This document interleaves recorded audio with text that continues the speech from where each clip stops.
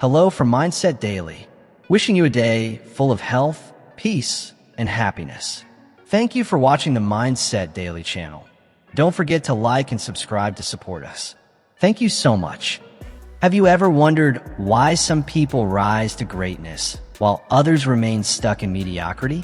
What if the secret to success isn't talent or luck, but doing what you absolutely hate?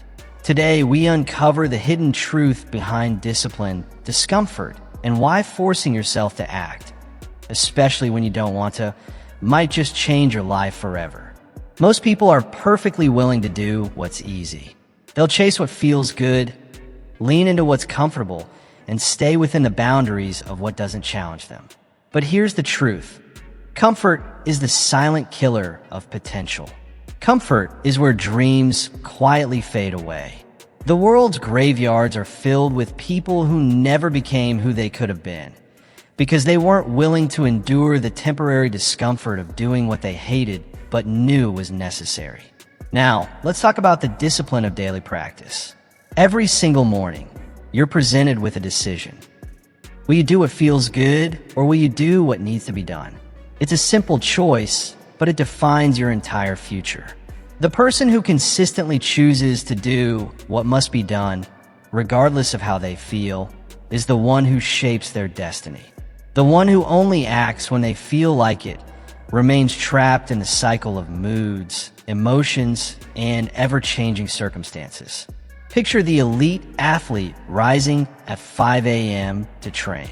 Do you think they leap out of bed, thrilled by the alarm clock? Do they love the aching muscles, the repetition, the sacrifice of warm sleep and comfort? Of course not. But they've discovered something powerful. Discipline weighs ounces, while regret weighs tons.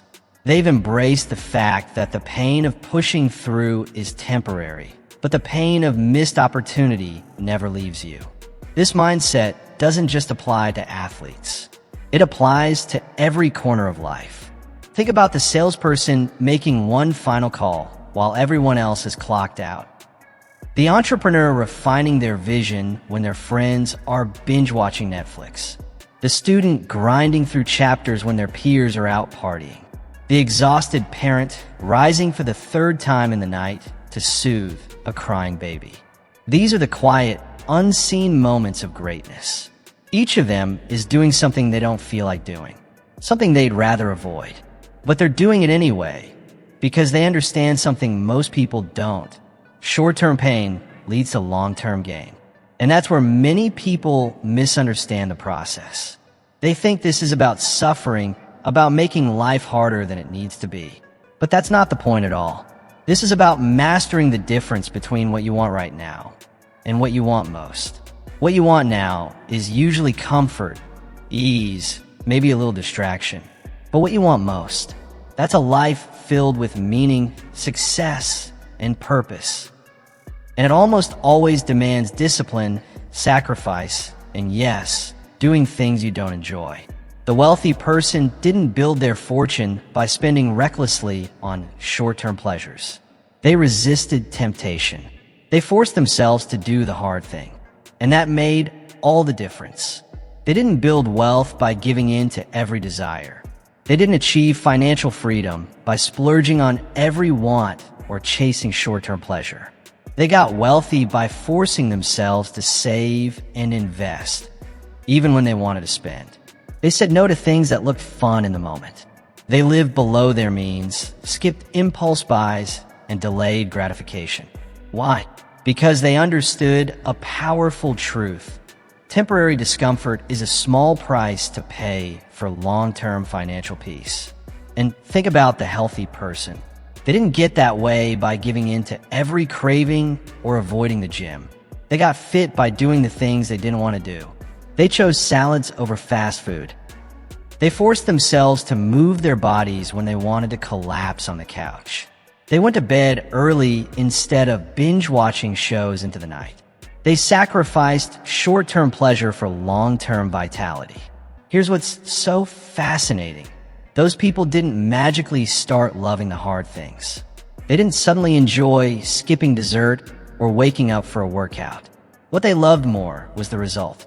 They endured the process because the outcome meant more to them than the discomfort they had to push through.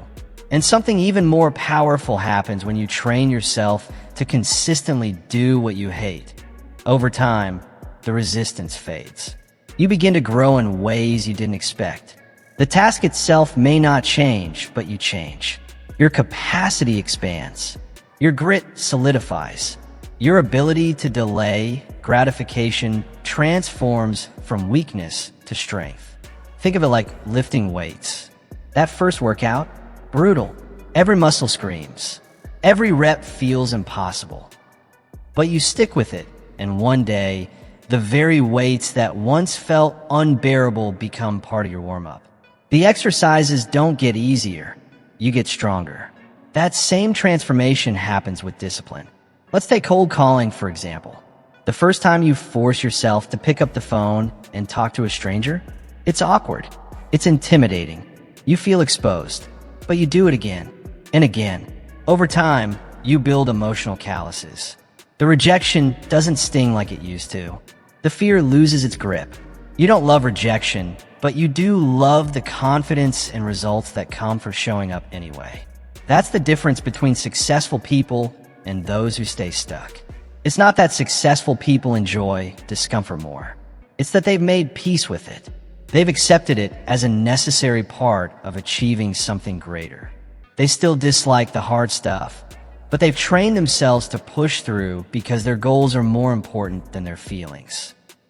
They've subordinated their discomfort to a higher mission, their dreams, their purpose, their vision for the future. And here's a secret that can make this entire process feel less like a battle and more like a breakthrough. It all starts with your philosophy. The reason most people dread doing the difficult things isn't the task itself. It's their mindset about the task. They tell themselves, I have to do this terrible thing. And instantly the task becomes heavier. That mindset adds friction, making everything feel harder than it needs to be. Instead of thinking, I have to do this, successful people say, I get to do this. It may seem like a small mental shift, but it makes all the difference. The task itself doesn't change, but your experience of it does. When your mindset changes from obligation to opportunity, your relationship with that task is transformed. Suddenly, you're no longer a victim dragging your feet through discomfort. You become a purpose-driven person, moving one step closer to the life you truly want. This isn't just a trick of words. It's a powerful shift in how you experience effort and challenge. Think about it. Two people are trying to lose weight. Neither of them enjoys working out. One complains, I have to go to the gym. I hate this. It's awful. Why do I have to suffer like this? The other says, I get to go to the gym. I get to build a stronger, healthier, more confident version of myself. I'm investing in who I'm becoming. Now, which of the two do you think will keep showing up? Which one is more likely to turn that effort into long-term results? The workout is the same. The sweat, the soreness, the early alarms, identical. But the internal experience is completely different. Why? Because philosophy determines experience. When you approach an uncomfortable task with a belief that it's an investment in your future, that it's a privilege to do hard things, that it's a chance to grow stronger, you reshape your emotional connection to effort. It stops being punishment and becomes empowerment. The discomfort becomes part of your transformation story. And that leads us to a powerful truth. The secret to doing hard things is future thinking. Most people make decisions based on how they feel right now. They seek immediate relief, present comfort, and short-term ease. And when it comes to their dreams, they leave them in the past, wishing, reminiscing, or blaming. But successful people flip this. They don't live for now. They live for what's next. They make their dreams vivid, alive, tangible, and they're willing to endure temporary discomfort to make that future real. When you can see your future self clearly, walking confidently, living purposefully, experiencing success, you begin to behave as that person would. The more real your future vision becomes, the less power your current discomfort holds over you. You stop focusing on how hard something feels and start focusing on who you're becoming through the process. In those moments when you force yourself to do what you hate, it's no longer about pain. It's about purpose. You're not just grinding through a workout or a study session or a tough conversation. You're making a deposit into your future. You're investing in a version of you that already exists in your imagination, and every action brings you closer to becoming that person. That's exactly why setting goals isn't just helpful, it's essential. But not just any kind of goal setting. I'm talking about creating a vision that's so vivid, so magnetic, it pulls you forward even when the road gets rough. When your future becomes more desirable than your present comfort is convenient, something powerful happens. You find the strength to do what others won't. You begin to make the tough decisions because your dream demands it. But here's something you absolutely must understand. This isn't a one-time commitment. It's not a single moment of motivation. It's a decision you must make every single day. You wake up, and the choice is in front of you again. Will you do what feels good, or will you do what needs to be done? Will you take the comfortable path, or will you take the path that leads to your goals? This question doesn't go away. Even the most successful people, the ones you admire and follow, still face this exact decision daily. The only difference? They've trained themselves to choose the right path fast. They don't overthink it. They don't argue with themselves. They don't offer excuses. They just act. They've learned something most people never do. Motivation is unreliable, but discipline is dependable. And there's something truly empowering that happens when you consistently force yourself to do what you hate. You start to develop a kind of confidence that's unshakable. Not the kind that comes from winning at things that are easy, but the kind that comes from doing what's hard again and again. The kind that says, I've been through discomfort before, and I can handle it again. That kind of inner strength is rare. It can't be faked, and it changes how you see yourself. That confidence becomes a solid foundation in your life.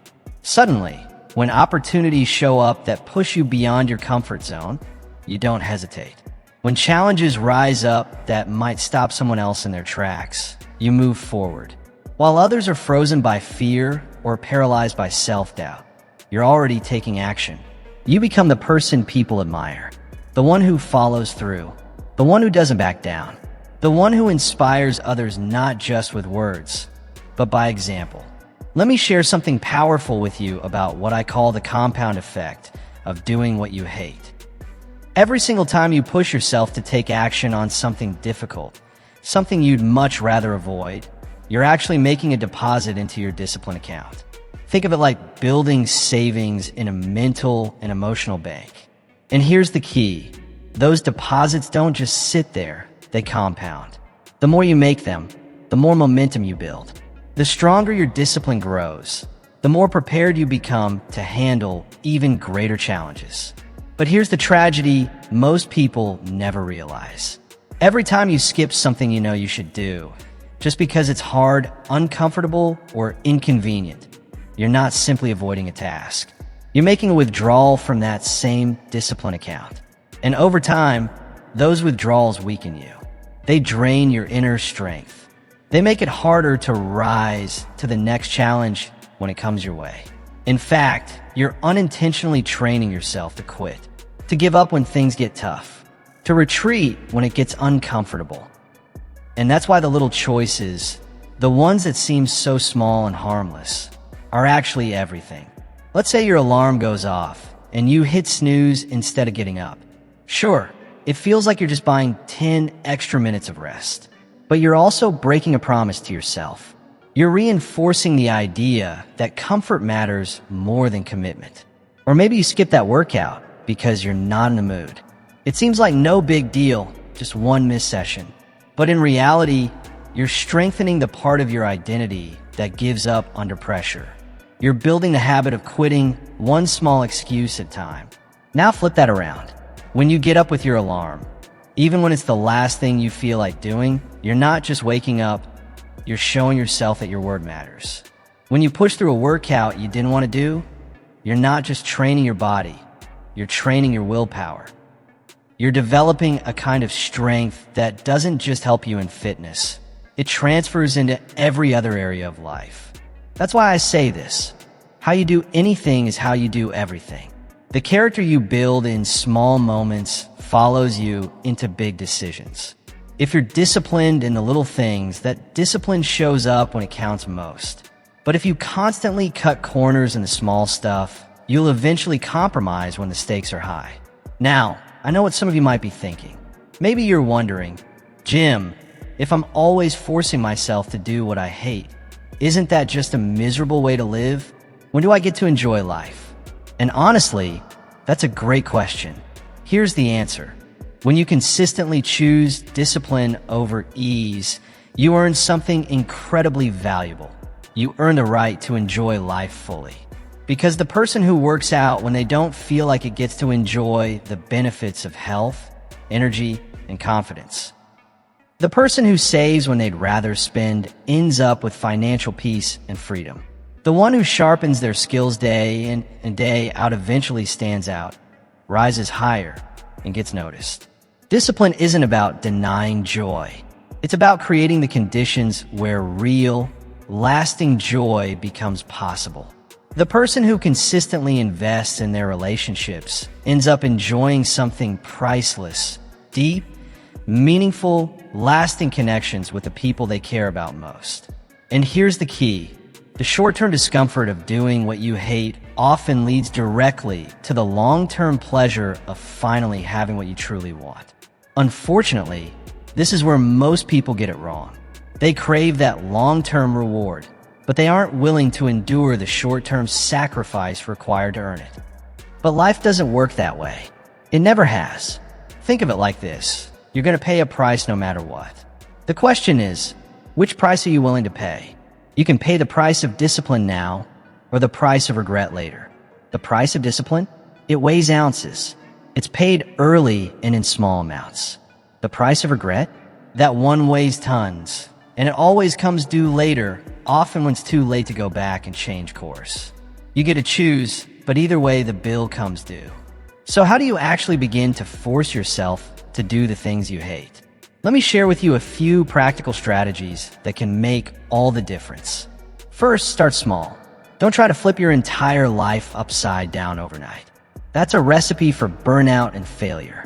Instead, choose just one thing you've been putting off, something you hate doing but know is necessary, and commit to doing it daily for the next 30 days. Maybe it's making those uncomfortable sales calls. Maybe it's getting a workout, studying, or even cleaning your living space. It doesn't matter what it is. Just start with one. Second, do it first. Before you check emails, scroll social media, or get distracted by life, tackle that one thing you've been avoiding. Willpower is at its peak in the morning, and if you wait until later, excuses will start sneaking in.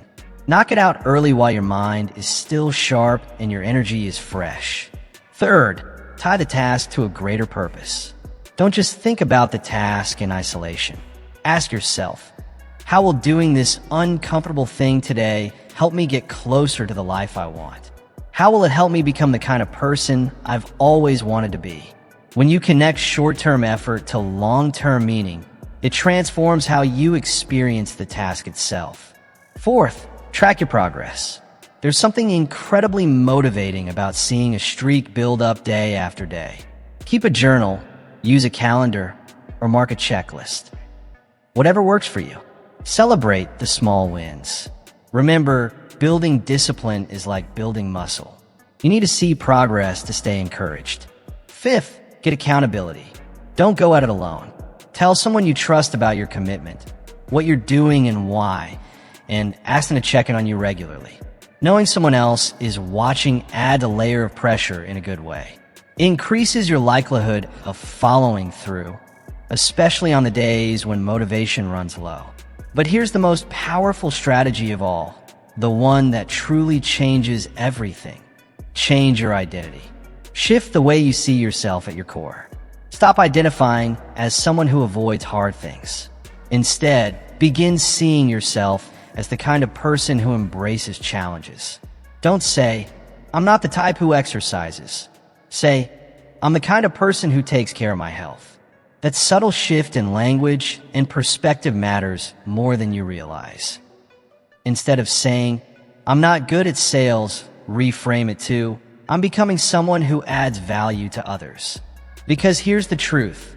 Your actions follow your identity far more than they follow your goals. If you believe you're lazy, you'll act lazy, even if you write down ambitious goals. But if you believe you're disciplined, that belief will guide your behavior. Even when it's tough, even when you don't feel like it. This is why shifting your self-concept is critical. Without that internal change, no strategy will stick for long. You'll always default to who you believe you are. Now, let's connect this to something deeper, the seasons of life. Just like nature, life comes in seasons, and each one demands something different from us.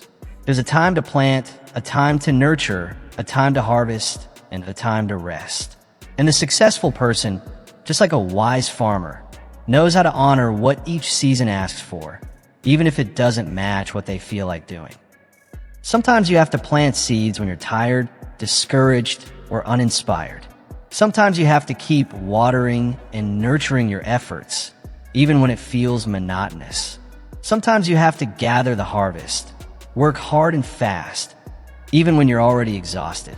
And sometimes you need to pause, reflect, and plan while everyone else seems to be racing ahead. Success comes to those who learn to do what the season requires, not what their emotions desire. But most people resist this truth. They rest when they should be planting. They celebrate when they should be focused. They let distractions pull them away during the harvest. They try to force action in a season that calls for planning and patience. And because of this, they never experience the rewards they long for. Think of it this way. Imagine a farmer skipping spring planting because it's inconvenient or uncomfortable. What kind of harvest will they have come fall? Imagine a student who chooses fun over focus. What will that mean for their future? Or a business owner avoiding calls because of fear. What becomes of their income, their dreams? In every one of these examples, avoiding what's hard in the moment leads to much greater pain later. But those who succeed know this. It's far better to suffer a little now than to suffer much more later. That's why they develop a deep respect for the process itself, not just the reward. They learn to find a strange kind of joy in discipline, a quiet satisfaction in showing up when it would be easier to walk away. Here's something important I want you to really take in.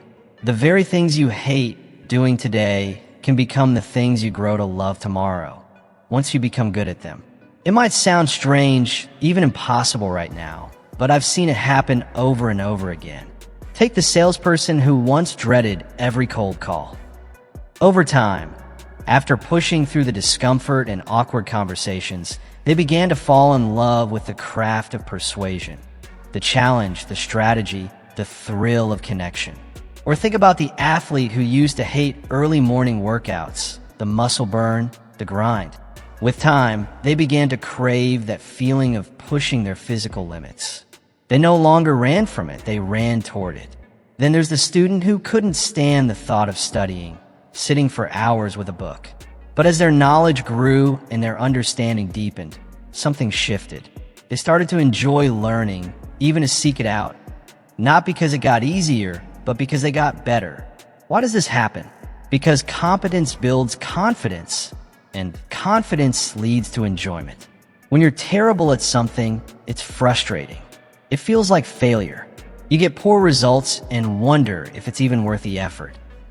But when you commit, when you show up again and again despite the discomfort, you begin to improve. And as you improve, something amazing happens. You begin to like it. And because you enjoy it more, you approach it with greater enthusiasm. That enthusiasm drives consistency.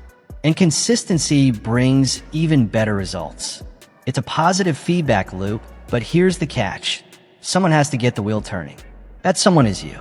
You have to force yourself to take those first difficult, uncomfortable, discouraging steps. You have to stay with it, even when you're not good, even when it feels like progress is invisible, even when it's easier to quit. That's how transformation begins. Let me give you a real example. I know two people who both dreamed of becoming professional speakers. Both were terrified of public speaking, shaky hands, dry mouth, pounding heart. One of them said, "I'll wait until I feel more confident. I'll start when I'm ready. I'll begin once I've conquered the fear." That was 2 decades ago, and they're still waiting. The second person, they made a different choice. Even though they were scared, unsure, and underprepared, they joined a local speaking club. They forced themselves to give one speech every single week. Their hands trembled, their voice cracked, and they dreaded every session, but they didn't stop. Week by week, they improved. Little by little, their confidence grew. And today, they're one of the most successful speakers in their industry, earning 6 figures doing what they once hated and feared with every fiber of their being. That's the power of doing what you hate, on purpose with persistence, until it becomes part of your strength. The difference between success and stagnation often isn't talent. It's not luck, and it's certainly not opportunity. The real difference lies in one simple but powerful trait: the willingness to force yourself to do what you hate over and over until you become good enough at it to actually enjoy it. This isn't just a theory. It's a principle that holds true across every skill, every meaningful pursuit, and every area of personal or professional growth. The beginning is always the roughest terrain. Why? Because that's when you're the least skilled, the most uncertain, and the most prone to failure. It's uncomfortable, frustrating, and often discouraging. But if you can just stay with it, if you can push through that phase of being clumsy and unsure, you'll eventually reach a breakthrough. There comes a tipping point when the task that once felt unbearable becomes not only manageable, but even enjoyable. Unfortunately, most people never get that far. They try something a few times, don't get the results they hoped for, and decide it's not for them. They complain that it's hard, that it doesn't feel natural, or that it's just not their thing. So they quit. They walk away right before it starts to get better, never giving themselves the time or effort needed to build competence. And without competence, there's no confidence, and certainly no joy. But the individual who understands the secret of forcing themselves to do what they hate, they keep going. They keep showing up. They recognize that temporary discomfort is the price of long-term fulfillment. They embrace the truth that every new skill demands a period of learning before it becomes second nature. They pay the price willingly because they understand what's waiting on the other side. Now, let's address a common concern I hear all the time. "Jim, what if I keep forcing myself to do something I hate and I never learn to like it? What if it always feels unpleasant, no matter how long I try?" And to that, I say, so what? Not everything in life has to be pleasant to be worth doing. Some of the most valuable activities are difficult by nature. Their worth isn't in how they make you feel, but in who you become through the process. It's not always about falling in love with the task itself. Sometimes the real value lies in building the strength of character it takes to do necessary things, even when they're uncomfortable. Sometimes the reward isn't the activity, it's the results it produces. And sometimes the deepest value is simply in proving to yourself that you can do what's hard. Because here's the truth. If you only ever do what you enjoy, you limit yourself. You shrink your world down to only those things that feel good in the moment. And in doing that, you forfeit a vast range of opportunities, challenges, and rewards that require grit, effort, and discomfort. You become a prisoner of your preferences, unable to grow, unable to adapt, unable to win when life gets tough. People who lack the discipline to step outside their comfort zone are often stuck in place. They can't seize new opportunities that demand personal growth. They shy away from any path that involves uncertainty or discomfort. But the person who learns to consistently force themselves to do what they hate, they're free in a way others are not. They can chase any dream, tackle any obstacle, and adapt to any situation. Their possibilities aren't dictated by comfort or convenience. They're only limited by how big they dare to dream and how deeply they're willing to commit. This is what real freedom looks like. Not the freedom to only do what feels easy or familiar, but the freedom to do whatever is necessary to create the life you truly want. Not freedom from discomfort, but the ability to choose the kind of discomfort that serves your growth and fuels your goals. There's a quiet power in that kind of choice. Now let's talk about the link between discipline and freedom, because most people get it completely wrong. They see them as opposites. They think that discipline restricts freedom, that following a strict routine or doing difficult things somehow takes away from their liberty. But in truth, it's the exact opposite. Discipline doesn't steal your freedom, it creates it. Think about it. The person who disciplines themselves to work out consistently earns the freedom of a healthy, energetic body. The one who regularly saves and invests gains the freedom of financial peace. The person who disciplines themselves to study and learn opens the doors to knowledge, opportunity, and career growth. And the individual who forces themselves to do what they hate, especially when it matters most, earns the freedom to accomplish any goal they set for themselves. On the flip side, those who avoid discipline become slaves to their emotions, their cravings, and the chaos of daily life. They live in reaction mode, constantly adjusting to whatever happens instead of creating what they truly want. They lose the freedom to shape their lives with intention because they've given their power away to short-term comfort. This is why I often say that discipline is the bridge. The bridge between thought and accomplishment, between inspiration and execution, between what's necessary and what's actually done. Without discipline, great ideas never become action. Dreams stay dreams. Needs go unmet, and potential stays locked away. And there's something else that happens when you consistently force yourself to do what you hate. You develop what I call emotional calluses. Just like lifting weights builds thick skin on your hands, doing difficult emotional work builds mental and emotional toughness.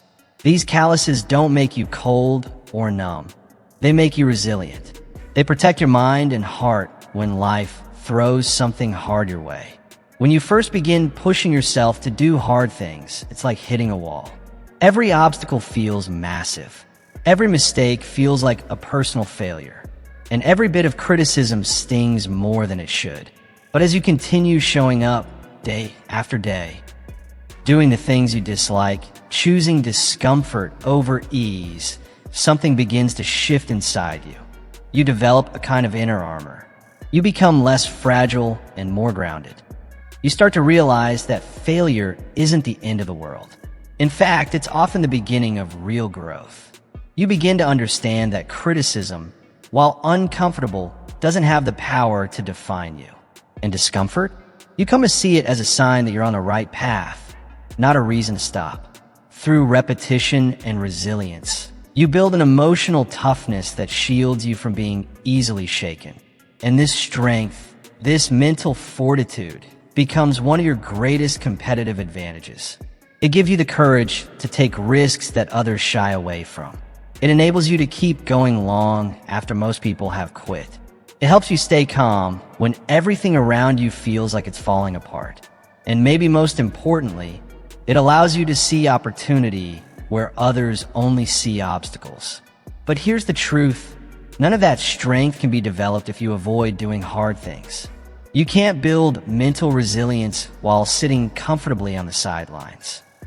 You've got to deliberately expose yourself to difficulty. You have to challenge yourself intentionally, even when it's inconvenient or frustrating. Every time you force yourself to do what you hate, you're actually training for the bigger storms of life. You're building the emotional muscle necessary to carry weight most people can't. Just take a moment to consider every person you've ever admired. Think of every inspiring story of transformation or success that's moved you. What do they all have in common? Somewhere along their journey, that individual made the decision to do what they didn't want to do. They faced discomfort head-on. They endured rejection, fatigue, fear, or even boredom, and they didn't back down. The world-class athlete showed up to train on the days their body begged for rest. The entrepreneur pulled long hours when the rest of the world was asleep. The artist kept creating even when inspiration had run dry. The leader made bold, unpopular decisions because they knew it was right. The devoted parent put aside their own comfort to give their children a better future. None of these people made it because life was easy for them. They made it because they were willing to do what was hard over and over again. They made the difficult choice to force themselves to do what they hated in pursuit of something greater, something they truly loved. And here's where it gets interesting. The moment you start living this way, consistently doing what needs to be done no matter how you feel, something begins to shift. You begin to attract a different kind of energy, a different caliber of opportunity. It's not magic, it's reliability in action. People start to take notice. You begin to be seen as dependable, as someone who delivers no matter the challenge. You become that rare person who follows through, not just when it's easy, but especially when it's hard. And that alone sets you apart from the crowd. You become known as someone who shows up regardless of mood, circumstance, or convenience. You start to stand out as someone who doesn't crack under pressure, someone who pushes through when most would quit. That level of consistency is rare, and people are drawn to it. They respect it. They want to collaborate with it. They trust it. Before long, your discipline turns into your personal brand. Your reputation becomes a magnet for opportunity. Not because you suffered, but because you've become valuable. You've developed traits, resilience, reliability, grit that others need on their team. You become someone people admire, someone they want to work with, someone they want to follow. And at the heart of this transformation is a simple truth. You've become someone who does what they say they'll do. In a world full of half-hearted commitments and broken promises, that's a rare and powerful thing. Now, let me share with you one of the most powerful distinctions you'll ever need to grasp. The difference between being interested and being committed. It may sound simple, but this mindset shift can change everything. When you're merely interested in something, you pursue it when it's convenient. You show up when you're in the mood. You give effort when it feels easy. But when you're committed, that's a different story entirely. Commitment means doing what needs to be done. Even when it's hard, even when you're tired, even when motivation has long disappeared. Commitment means showing up when nobody's watching. It means not needing to be reminded, coaxed, or inspired. Most people are interested in success. They want the outcome. They talk about goals. They wish for a better life. But interest alone won't carry you through the tough days. It won't sustain you when the excitement fades. It definitely won't push you through the grind of doing things you hate. Only commitment can do that. When you're truly committed, you remove the option to quit. You stop negotiating with yourself. You stop waiting for the perfect time or the perfect mood. You just do the work, consistently, relentlessly, because that's who you are now. Not because it's easy, but because it's necessary. This is the level of commitment that real achievement demands. It's the invisible line that separates those who truly succeed from those who merely wish, wonder, and wait. It's not about having a dream. It's about backing that dream with relentless action, even when it's hard, even when it hurts, even when every part of you wants to quit. But let's be clear, commitment has a cost, and the price is steep. True commitment strips you of the right to make excuses. It takes away the option to quit when things get uncomfortable. It demands that you show up, not just when you feel like it, but especially when you don't. It costs you the comfort of mediocrity and replaces it with the challenge of becoming your best self. So the question is, are you willing to pay that price? Because most people aren't. Most people crave the benefits of commitment, but want to avoid the sacrifice. They want the glow of success without enduring the grind of discipline. They want to stand on the podium without ever setting foot in the arena. They want the harvest, but they're not willing to get their hands dirty in the planting season. They desire the reward, but shy away from the responsibility that comes before it. But here's the truth. Life doesn't play that game. Life requires payment up front. You don't get the prize and then do the work.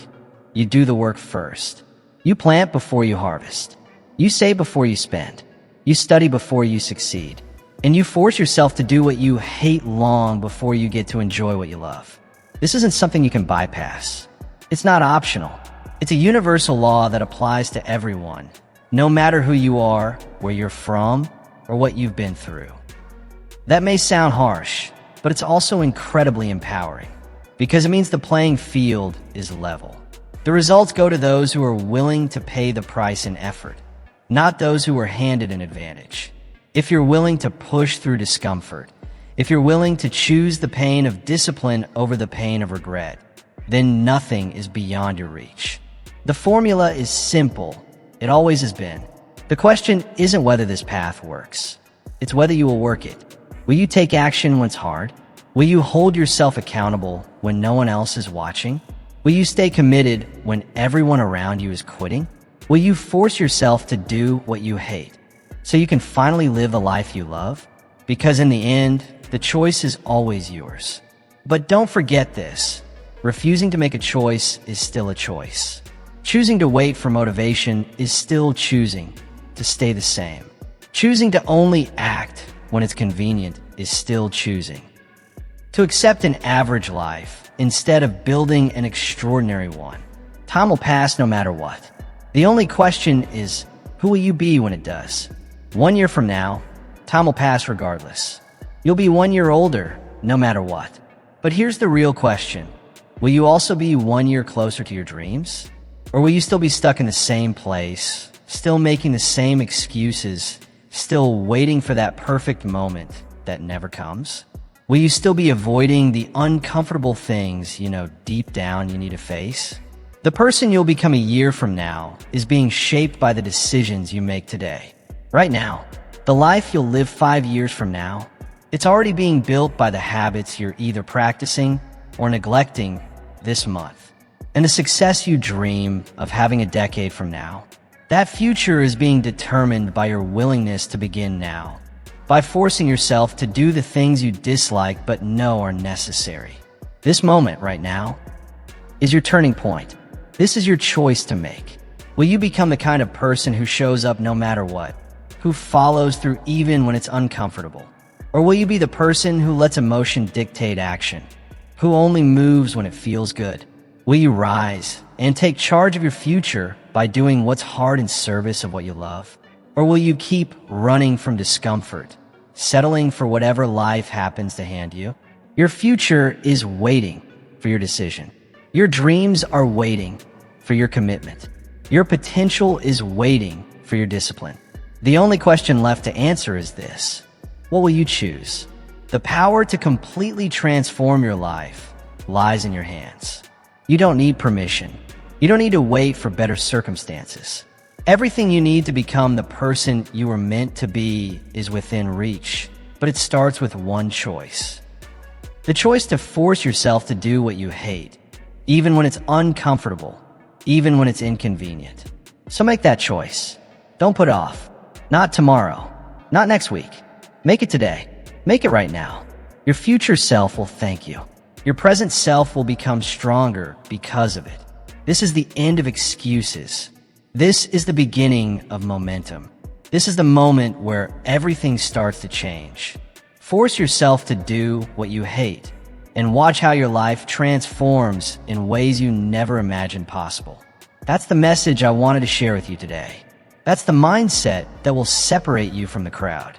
That's the path to unlocking your full potential and finally creating the life you've always dreamed of. Wishing you strength, happiness, and purpose on your journey. And don't forget to subscribe to Mindset Daily for more content that empowers your mind and fuels your future.